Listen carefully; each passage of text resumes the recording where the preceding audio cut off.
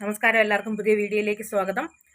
ഈ വർഷത്തെ രണ്ടാമത്തെ മമ്മൂക്ക ചിത്രം ടർബോയുടെ ട്രെയിലർ റിലീസ് ഇന്ന് യുഎൽ വെച്ച് നടന്നു. ഇപ്പോൾ ട്രെയിലർ ഇപ്പം യൂട്യൂബിൽ ലഭ്യമാണ്. നമ്മൾ ബ്രഹ്മയുഗം കണ്ട് വളരെയധികം സന്തോഷത്തിലായിരുന്നു. കാര്യം 2023 3 ഹിറ്റ് മമ്മൂക്കയുടെ വകയായിരുന്നു. 2024 ബ്രഹ്മയുഗം വളരെ സക്സസ് ആയ മൂവിയായിരുന്നു. ഒരു സെപ്പറേറ്റ് അനുഭവം തരുന്ന മൂവിയായിരുന്നു. ഇപ്പോൾ ഇതാ ഒരു ആക്ഷൻ രംഗങ്ങളെല്ലാം ഉൾക്കൊള്ളിച്ചുകൊണ്ടുള്ള ഒരു പുതിയ സിനിമ. ഇപ്പോഴാണെങ്കിൽ ആക്ഷൻ രംഗങ്ങളെല്ലാം ഉൾപ്പെടുത്തിക്കൊണ്ടുള്ള ഒരു പുതിയ സിനിമ ടർബോ തിയേറ്ററുകളിലെത്തുകയാണ്. അതിൻ്റെ ട്രെയിലർ വന്നു. ട്രെയിലറിൽ മുഴുവൻ അടി പിടി ബഹളങ്ങളൊക്കെയാണ്.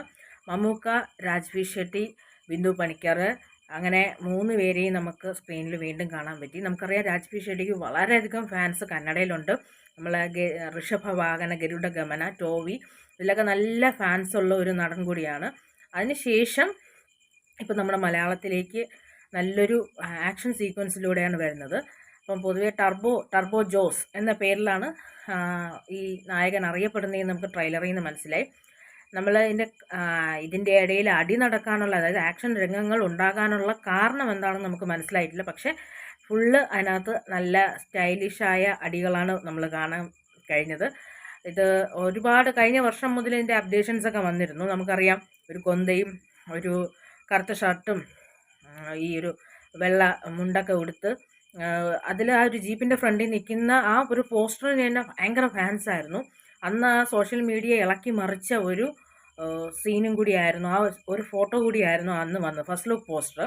അതിനുശേഷമാണിപ്പം ടർബോയുടെ ട്രെയിലർ വന്നത്. ഇനി ഈ മാസം 23-ാം തീയതിയാണ് ടർബോ തിയേറ്ററുകളിലേക്ക് എത്താൻ പോകുന്നത്.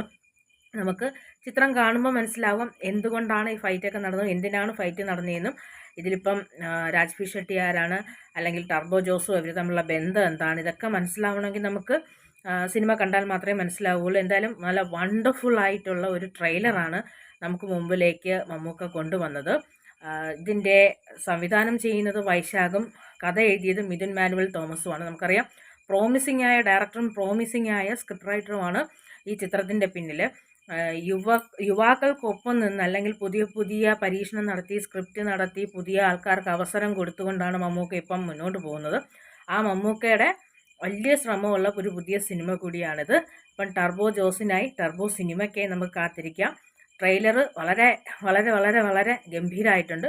കാണാത്തവർക്കെല്ലാം കാണാം. മെയ് 23-നാണ് ചിത്രം തിയേറ്ററുകളിലേക്ക് എത്തുന്നത്. അപ്പോൾ ടർബോ ജോസിൻ്റെ വരവിനായിട്ട് നമുക്ക് കാത്തിരിക്കാം.